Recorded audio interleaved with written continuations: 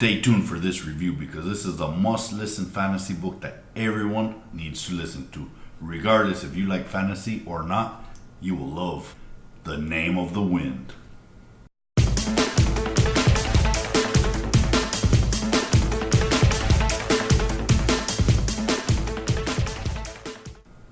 Welcome back to another edition of Drotalks Audiobooks. Dro here, and today, as I mentioned, we're going to be reviewing The Name of the Wind by Patrick Rothfuss and narrated by Nick Bedell. Before we get started, if you're an audiobook enthusiast like myself, do me a solid and subscribe to this channel for more great audiobook related content coming your way. With that said, let's jump in to The Name of the Wind. This is a book that George R.R. Martin himself is a huge fan of, and rightfully so. Patrick Rothfuss has created a world and a mountain of characters that is almost unbelievable. They tell stories in this because, as anyone knows, every story is based in some reality, but that reality does get stretched out, manipulated, and convoluted with time.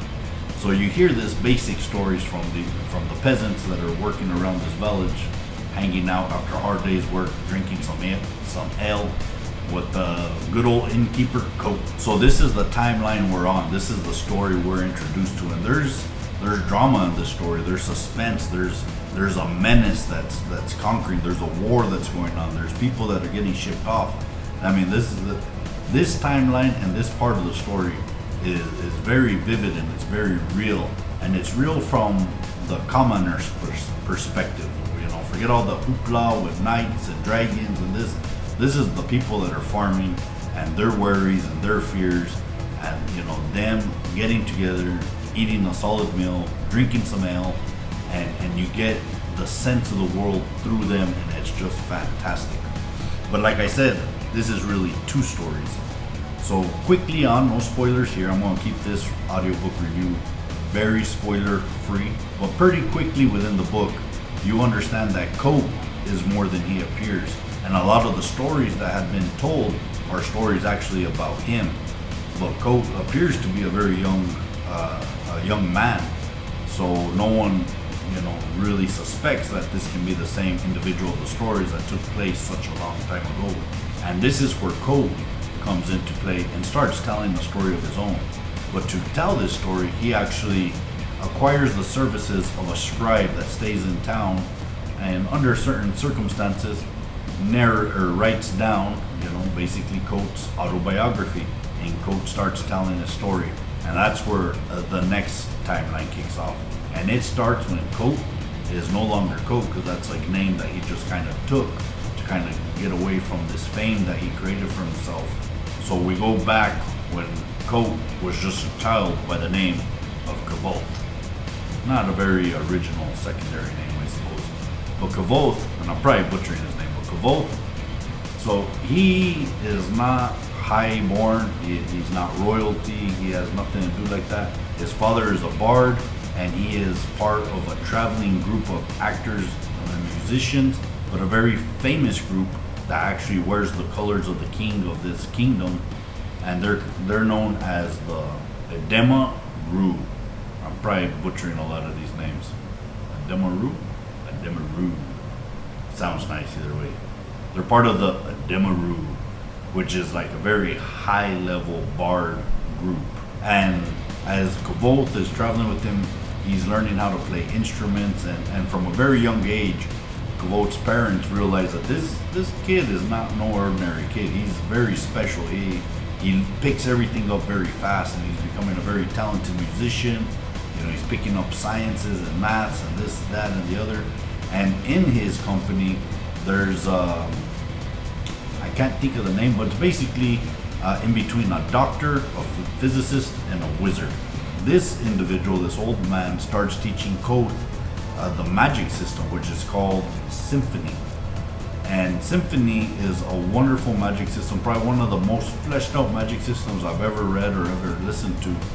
And it's basically a mixture of alchemy and physics. I mean, it's just like you take those two, throw them together, and it's very believable. There's a lot of science behind how this magic system works, well, with a little bit of sprinkling of fantasy in there. But it's very well. And Koth starts picking this up right away as well. But unfortunately for Koth, his story, takes a tragic turn. Otherwise, we wouldn't have a story. And that obviously happens when he loses his family due to this entity, this spiritual group called the Chamberlain. And Koth's the only one that survives from his entire group. And this sets off the story. And I know this sounds very spoilerly, but it happens pretty quickly within the story. And from here we follow Koth and his very hard journey. I mean, he's homeless, he's beaten up, he's trying to do the right thing. He does some pretty bad things because he has to survive.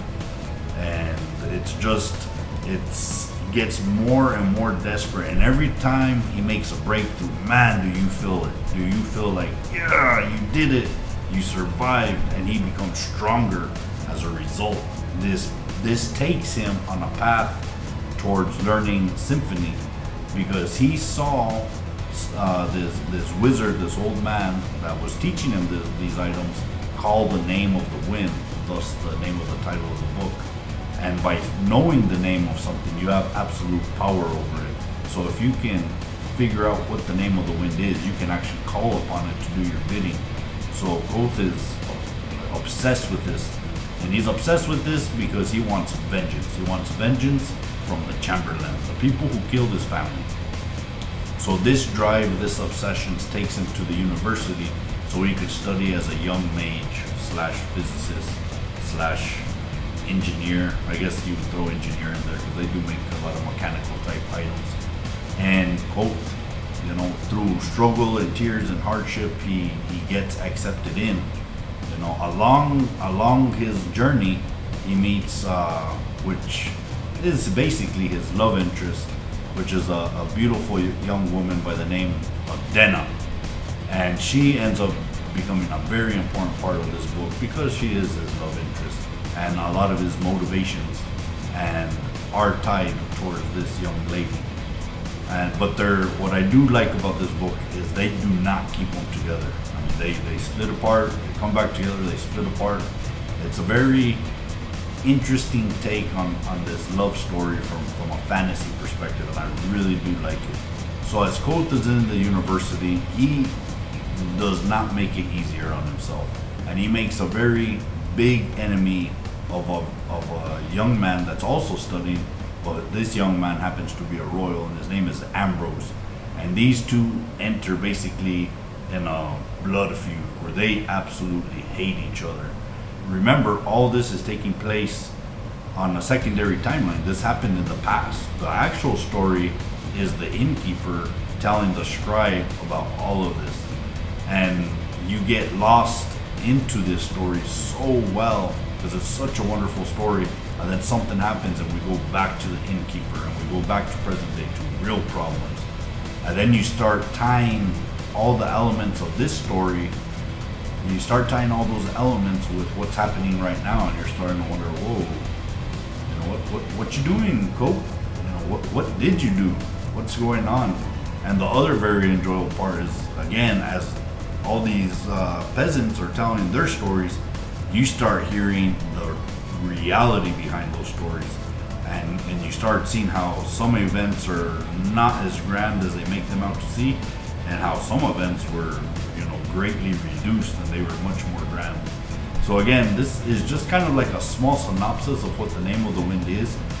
Patrick Rothfuss really created a masterpiece here, and it's a masterpiece that you really deserve to check out. This is a pretty popular book, but I still think it's not as widespread as it needs to be. I mean, hands down, this needs to be a movie, it needs to be a TV series. It's that good. I mean, this really needs to get into pop culture. So I'm doing my part to help spread the love of The Name of the Wind by Patrick Rothfuss. So, have you listened to The Name of the Wind? If so, I would like to hear all about your experience in the comments below. And if you haven't, or if you think there's a better fantasy book out there, put that down there too, and let's talk about it. So as always, this has been Drotalks. Thank you for listening. Please do me the honor of hitting that like and subscribing to my channel if you like this type of audiobook related content.